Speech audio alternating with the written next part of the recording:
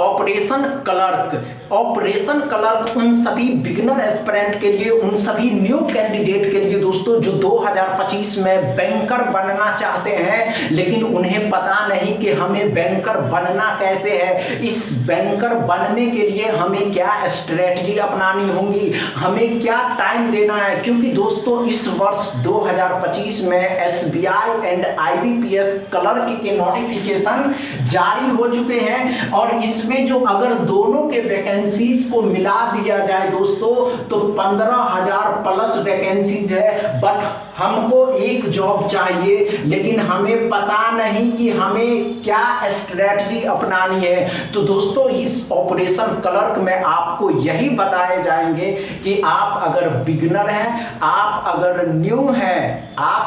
New हैं तो दोस्तों सबसे पहले इस वीडियो को उन सभी एस्पिरेंट के पास शेयर करिए, उन सभी कैंडिडेट के पास शेयर करिए जो 2025 में बैंकर बनने का सपना देखते हैं और सोचते हैं कि नहीं हमको इस वर्ष बैंकर बनना है, जॉब लेना है, तो हम क्या स्ट्रेटजी अपनानी चाहिए दोस्तों। तो सभी के पास शेयर करिए और बताइए कि अब इस चैनल पे उन्हें ये बताए जाएंगे कि क्या स्ट्रेटजी आपको घर पे अपनानी है। बैंकिंग के जो सिलेबस होते हैं, इस सिलेबस में जो 3 सेक्शन होते हैं दोस्तों, क्वांट, क्या क्या सिलेबस होते हैं दोस्तों, क्वांट, रीजनिंग, इंग्लिश, इस तीनों में हमें टाइम क्या देना है और इस तीनों के सेक्शन में हमें अलग अलग क्या टाइम देना है। क्योंकि अगर हमें बैंकर बनना है दोस्तों तो हमें स्ट्रेटजी कुछ अलग हट के अपनानी होगी। तो दोस्तों इसमें क्या स्ट्रेटजी अपनानी है दोस्तों, हम सभी बातें करेंगे, सभी चर्चाएं करेंगे। जब तक आप इस वीडियो को शेयर करिए, लाइक करिए, चैनल को सब्सक्राइब कर लीजिए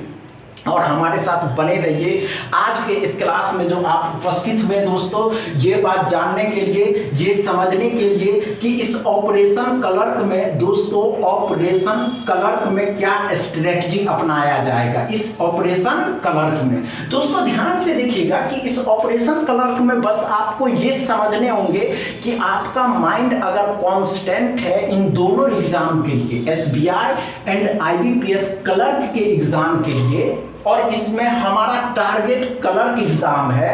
हमारा टारगेट पहले प्री एग्जाम क्वालिफाई करना है दोस्तों, प्री एग्जाम क्वालिफाई करना है। तो हमें क्या, तो दोस्तों पहले ध्यान से देखिए, प्री एग्जाम जो सिलेबस होते हैं, इस सिलेबस, इसके सिलेबस एंड इसके सिलेबस दोस्तों दोनों एक जैसे होते हैं। न्यू एस्पिरेंट ध्यान से समझे, न्यू एस्पिरेंट के लिए, बिगिनर के लिए अच्छे से समझे तभी आपको समझ में आएंगे। इन दोनों के सिलेबस जो होते हैं एक जैसे होते हैं, कोई बदलाव नहीं। अगर कोई बदलाव नहीं दोस्तों ध्यान से देखिएगा, अगर एसबीआई क्लर्क के प्री एग्जाम में क्वांट 35 क्वेश्चन पूछे जाते हैं, रीजनिंग 35 क्वेश्चन पूछे जाते हैं, इंग्लिश 30 क्वेश्चन पूछे जाते हैं, तो आईबीपीएस क्लर्क के प्री एग्जाम में दोस्तों, इसके भी प्री एग्जाम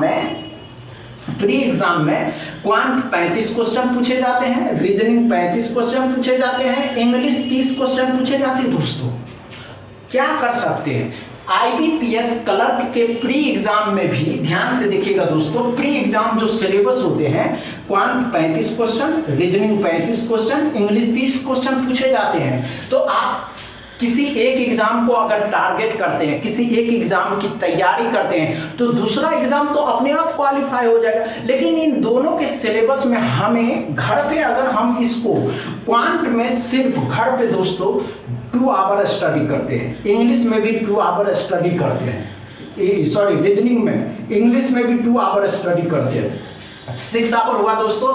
हमारे पास इसमें 2 आवर बच रहे हैं, 2 आवर। इस 2 आवर में दोस्तों इसमें एक स्पीड मैथ के क्वेश्चन आएंगे। इस स्पीड मैथ के क्वेश्चन पे फोकस करना, सिर्फ स्पीड मैथ, क्योंकि अगर 12 नंबर स्पीड मैथ से आ रहे हैं तो आसान है ना दोस्तों। समझ रहे हैं कि नहीं समझ रहे? समझ रहे हैं। और दूसरा देखिए दोस्तों, इसमें 1 नंबर का जो सिलॉक्स आता है दोस्तों, इनक्वालिटी आते हैं, वे 2 नंबर के सिलॉक्स दोस्तों इनक्वालिटी आते हैं, वो जो 2 आवर है उसमें हमें इस पे फोकस करना है। समझ में आ गया? 1 आवर इस पे देना। अब ये तो 2 आवर बचेंगे ना दोस्तों, इस 2 आवर में हमें रीडिंग करना, पेपर हो, बुक हो, कुछ भी हो, हम इसके रीडिंग करेंगे। अब हमको तीनों में बचे 1 आवर। इस 1 आवर में दोस्तों जहां हम पहले डीआई में कम टाइम दे रहे थे, डीआई पे फोकस करेंगे, क्योंकि पजल पे फोकस करेंगे, समझ रहे हैं दोस्तों, प्रैक्टिस पे फोकस करेंगे दोस्तों, क्योंकि डीआई ही हमें, डीआई और स्पीड मैथ हमें सिलेक्शन दिलाएंगे, पजल एंड इनक्वालिटी सिलॉक्स हमें सिलेक्शन दिलाएंगे दोस्तों, समझ रहे हैं। अभी टाइम है, सुधर जाइए, बगड़ना नहीं है, माइंड को कांस्टेंट करिए, सिलेक्शन की तरफ मुड़ जाइए दोस्तों। माइंड कांस्टेंट होंगे और आपका सिलेक्शन इन दोनों में से किसी एक में हो जाएगा, समझ रहे हो ना दोस्तों। बस इतना ही दोस्तों। वीडियो अच्छा लगे तो शेयर करिएगा, लाइक करिएगा, चैनल को सब्सक्राइब कर लीजिएगा। थैंक यू दोस्तों।